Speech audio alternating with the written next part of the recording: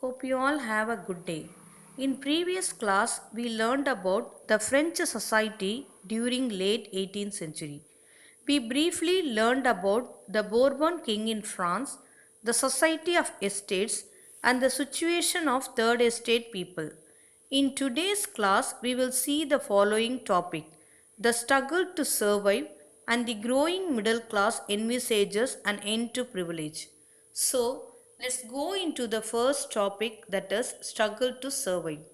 In the late 18th century, the population increased drastically from 23 million in 1715 and 28 million in 1789.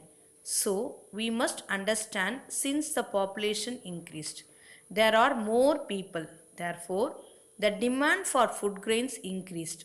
But unfortunately, there was a low supply of food grains due to drought or other natural calamities.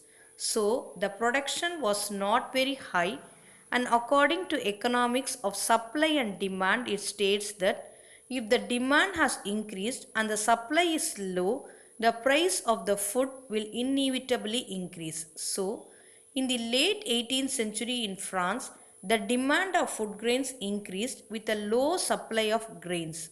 So, inevitably, the price of the food grains also increased. In France, most of the workers employed as laborers in workshop whose owner fixed their wages. But they did not increase the wages even though the price of the food grains were raised. This led to gap between rich and poor to widen, and this led to substance crisis, which is the extreme situation with the basic needs of livelihood or endangered. Example, people don't get food or water and clothes to wear. This is a struggle that people had to face in late 18th century, which led to eventual revolution in France. Okay, students, let's move on to the next topic. A growing middle class envisages an end to privileges. During this time, two groups of people were emerging. One were the people who had earned their wealth through an expanding overseas trade and from manufacturing of goods. They were known as middle class. In addition to them, there were lawyers and administrative officials from third estates who believed that no group in society should be privileged by birth, like the nobles and clergy from first and second estates who enjoyed feudal privileges. They also strongly believed that a person's position should be dependent on his or her own merit. We give so much importance to this now.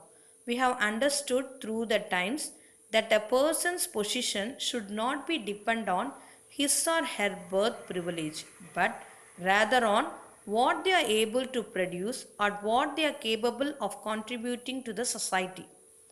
The philosophers of the society were inspiring the revolution.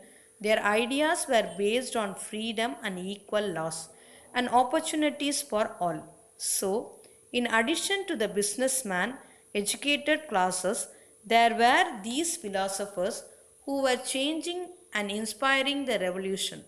The three philosophers that we will look into are John Locke, Jean Jacques Rousseau, and Montesquieu. So, John Locke wrote two treatises of government in which he refused the doctrine of the divine and absolute right of the monarchy. He understood that absolute monarchy should be abolished and there was no right that he or she should have. Jean Jacques Rousseau proposed the social contract, where he suggested a form of government based on social contract between people and their representative. He believed that there should be a contract between people and representative, where the people get to vote who they want as the representative. Montesquieu has written The Spirit of Law, where he proposed the division of power within the government between the legislative, executive, and judiciary. Now, we must understand what is legislature, executive, and judiciary. Or legislative is a policy making part of the system, while executive is implementation of policy making, and judiciary are ones who are in the court making decision during conflicts between state versus individual or individual versus individual. So, after hearing all these different peoples and understanding what their philosophies were, USA followed it after 13 colonies declared independence. They had a legislative, executive, and judiciary.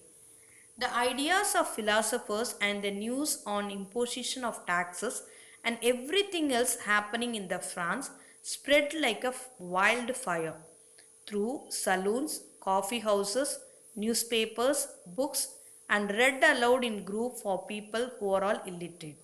These news about the philosophers and the future taxes to meet the state expenses generated anger and protest against the system of privileges.